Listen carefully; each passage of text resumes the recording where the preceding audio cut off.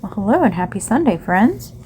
So yesterday my son, who knows my weakness, wanted to go to the thrift store. So we went to the Goodwill, and there I found this Cuisinart Gelateria ice cream maker. I don't know if it was a good deal or not. It was $35, and I knew they're over 100, so I was like, let's give it a try. All the parts are there. Praise Jesus. And this little manual in the back was there, which is how to put it together. But it didn't come with any recipes or anything, so I just went online and I printed off the little recipe booklet that would have come with it, and I bought it at the store. But everything was clean. This thing probably has only been used a couple of times. Just somebody wanted it for the novelty, and it's a good machine. So the actual bowl, the bowl that you turn it in, is in the deep freezer right now, being cold. I'm just putting this all together so I can make my recipe, and I'm gonna start with a chocolate ice cream because I happen to have some cocoa, and I made it a point yesterday to go to the store and get some cream, and we are making a chocolate ice cream. And I'll show you how that looks towards the end. It's just a basic chocolate ice cream recipe: cream, milk, sugar, cocoa, and vanilla. Very good. It's delicious too. So good. I can't say it's like better than Bluebell, but I'm gonna say it's right up there with it. Super, super good. And the kids were asking me too, is it cheaper to do it this way? Absolutely not, because whipping cream, the heavy whipping cream, is so expensive now. The cocoa is very expensive now. I'm not going to say it's any cheaper to make it this way, but it's very simple ingredients, and I didn't have to buy a whole half gallon. It's just the novelty of it. Again, we're building skills, so now I can make ice cream at home. Next, I want to try the vanilla. Actually, truthfully, I want to make dog ice cream. I've seen recipes for, like, I don't know, pup cups, not like Starbucks pup cups, but doggy ice cream. I want to try some of those, and I think this would be really good for that.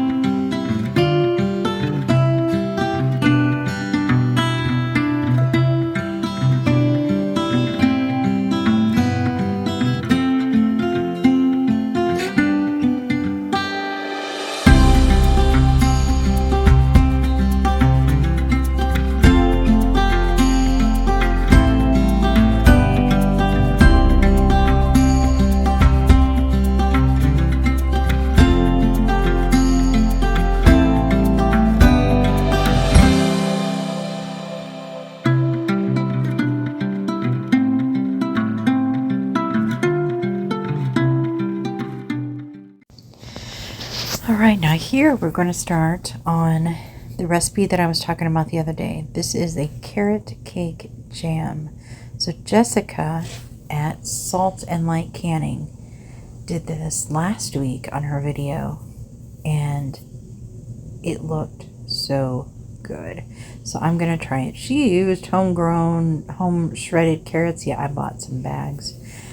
So I started out with 5 bags of carrots. In her recipe, she calls for 8 cups of carrots, and in her video when she was making it, she used a 5-pound bag of whole carrots and peeled them and chopped them and shredded them herself. So I figured 5 10-ounce bags would probably be like the equivalent.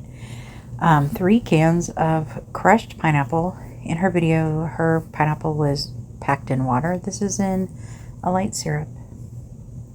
3 cans of that, and then a bag of golden raisins. That's a 1 pound bag of golden raisins.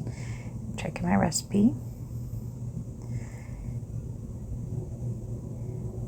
And here I'm adding 4 cups of apple cider. You could use apple juice, it's actually what the recipe calls for, but in the video she used apple cider, so I used apple cider. Half a cup of lemon juice.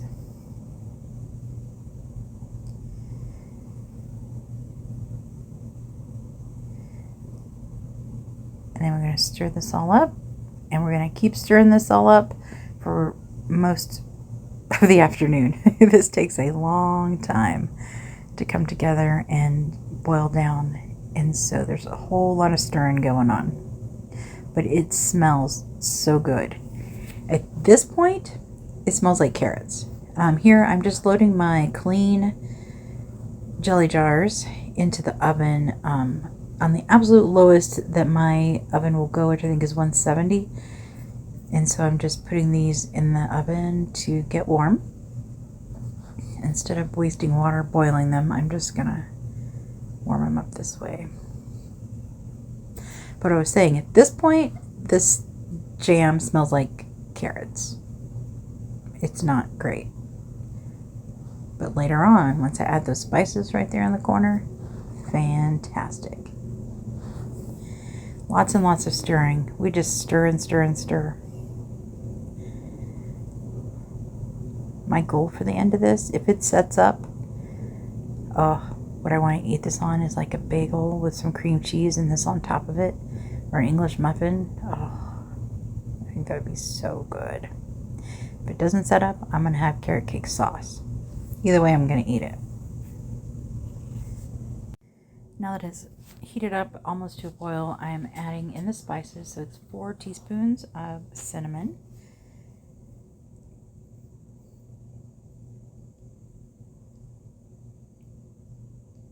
then 2 teaspoons of ground cloves. And I'll tell you, when I was putting this in, it just reminded me of late 80s, early 90s with the clove cigarettes.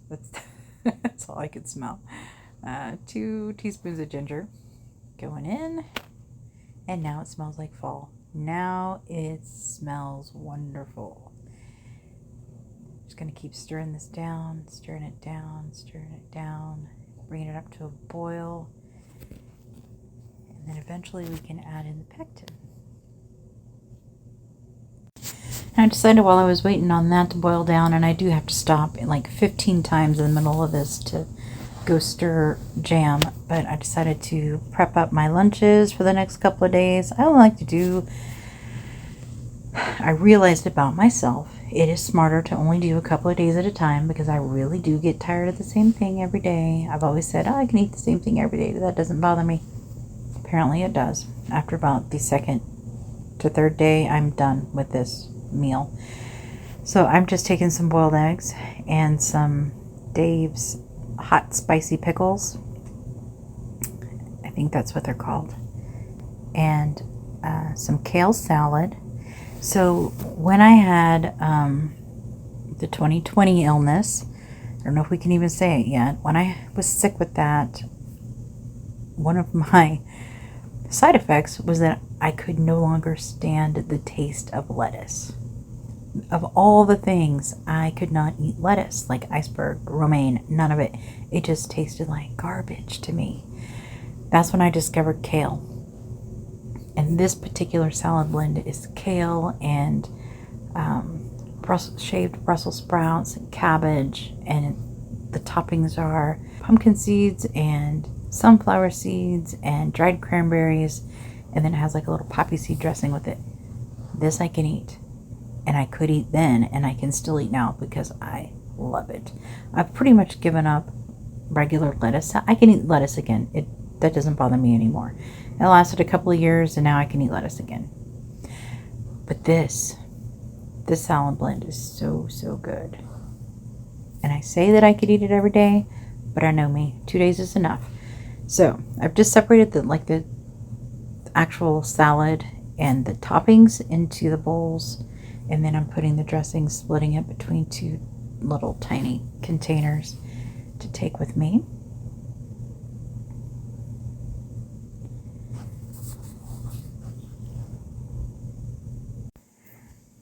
to my little snack box. I'm going to add Laughing Cow cheese in each one and some pepperonis. And these I'm going to add to my, I'm going to eat this on the Vasa bread, crisp bread. Like the lady on the reel, she says, crispy bread, you know, crispy bread. It's like a seed bread, like almost like a cracker, but put some Laughing Cow and some pepperonis, pickles. It'll be delicious. And for my long days of work, I'll just take my leftover chicken tortilla soup that we're going to can. And now it is time to jar up our carrot cake jam. I've already added the pectin, I've already added the sugar, I've boiled it to where it's supposed to be. Now it's time to jar it up. And I really hope this jam sets up properly. If it doesn't, it is not the recipe's fault, because I did add more cider because I thought that it wasn't liquidy enough. And then I also added more pectin, but did I add enough to account for how much? I don't know. And I will tell you too, this stuff is sticky. And it was, when it would pop out of the pan, oh my god, it's all over the floor. It was all over the stove. I had to do an immediate clean on the kitchen before I could do anything else. Well, this first batch went into the canner, immediate clean. Before that sugar set up and hardened on everything. OMG, so sticky. My shoes were sticking to the floor. I know I don't have any sound in this, but if you could hear me walking around, it was just sticking to the floor. Oh, here we go. We're going to go get them ready for the canner. I ended up with 16 half pints, the jelly jars, and then I had to use 8 pints on top of that. So it made a lot of jelly. Or jam. This is jam. It may be syrup. It may be sauce. Who knows? But we hope it sets up. I'm going to water bath can these for 10 minutes. And why don't I do this on my stovetop, you ask? Because that big pot that I was using to make this in is what I would use to water bath can in. And I still had to clean that thing. And a little bit of the sugar did burn onto the bottom. And so that really has to be cleaned. But there they go. 10 minutes water bath canning per round. And I managed to keep those jars warm enough that I can just keep that canner going one after another after another. It took 4 rounds in that little canner. Whereas I probably could have gotten it, most of it done all in one in the big pot. But we made choices today. And the ice cream's done. I didn't show me getting it out of the freezer bowl of the ice cream maker because that was a mess. And then I went ahead and separated it into little containers for the freezer for the kids so they don't eat it all at once. And here we go, taking the last round out of the canner. All of its bubbly glory. So I've been talking about whether or not I can pressure can my leftover tortilla soup that I made the other night into my canner. It's already cooked. Just want to reheat. Well, I want to make it shelf stable. And I was asking, not really getting a definitive answer, so in the end I decided I'm going to go ahead and do it and see what happens. And if it works, it works. If it doesn't, it doesn't. I've lost 4 jars of soup if it didn't. So anyway, they're in the canner. It's actually done. They were in there for 75 minutes. And the the valve hasn't gone down yet, so I can't open it yet. But as soon as it does, we're going to find out what it looks like at least. Okay, well, it doesn't look bad. It doesn't smell burned. It is definitely still boiling. So hopefully that was a win. We'll find out, I guess, tomorrow when I take some to work. Thank y'all for hanging out with me today in the kitchen. We got a lot done. So much canning. This box too. got a lot done, plus ice cream, and I made some hamburgers for dinner, so I'm going to go eat that and get ready for the work week tomorrow. Start again. Thank you. Have a great weekend. We'll see you again soon.